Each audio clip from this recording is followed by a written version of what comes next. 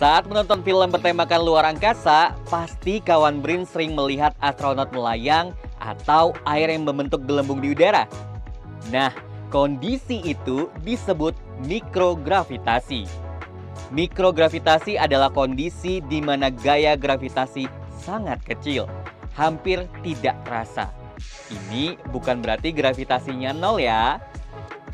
Sebenarnya, benda-benda di luar angkasa sedang jatuh.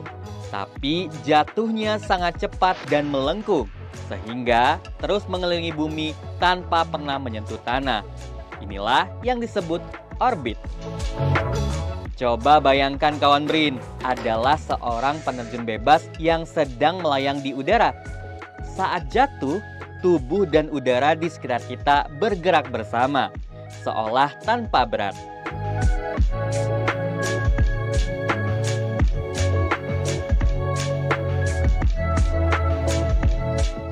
Di luar angkasa, hal ini terjadi terus-menerus.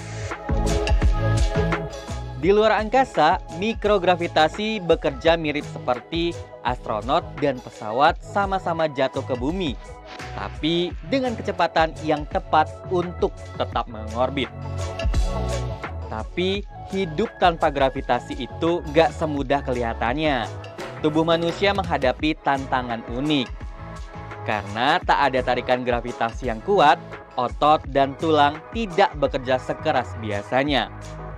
Kalau tidak olahraga, astronot bisa kehilangan 1-2% massa tulang setiap bulannya. Cairan tubuhnya juga ikut melayang, tidak lagi tertarik ke bawah. Akibatnya, wajah terlihat membengkak, sementara kaki mengecil untuk sementara. Sistem keseimbangan juga bisa terganggu. Banyak astronot mengalami mual di minggu pertama. Tapi tenang, tubuh mereka akan beradaptasi. Astronot tetap aktif melakukan kegiatan-kegiatan luar angkasanya, termasuk eksperimen sains yang mustahil dilakukan di bumi. Mereka menanam benih, mengamati pertumbuhan sel, bahkan mereka meneliti bagaimana api menyala tanpa arah atas dan bawah. Ada juga eksperimen membuat kristal obat-obatan yang lebih sempurna, hingga pengujian material terhadap radiasi luar angkasa.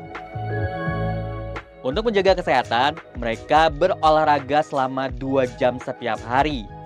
Dan tentu saja, semua aktivitas sehari-hari dari makan, bekerja sampai tidur dilakukan sambil melayang. Riset di luar angkasa bukan cuma untuk masa depan, tapi juga membawa manfaat untuk kita yang ada di bumi loh. Dari memahami pertumbuhan sel kanker, sampai pengembangan obat, dan hingga memahami dampak luar angkasa terhadap kesehatan manusia. Selain itu juga mengembangkan teknologi canggih yang dibutuhkan untuk misi eksplorasi manusia di masa depan di luar angkasa. Riset dengan mikrogravitasi membuka pintu untuk masa depan yang lebih baik.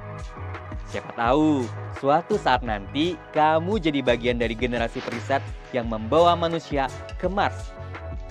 Semua bisa dimulai dari memahami mikrogravitasi hari ini. Sampai jumpa di episode selanjutnya kawan Brin.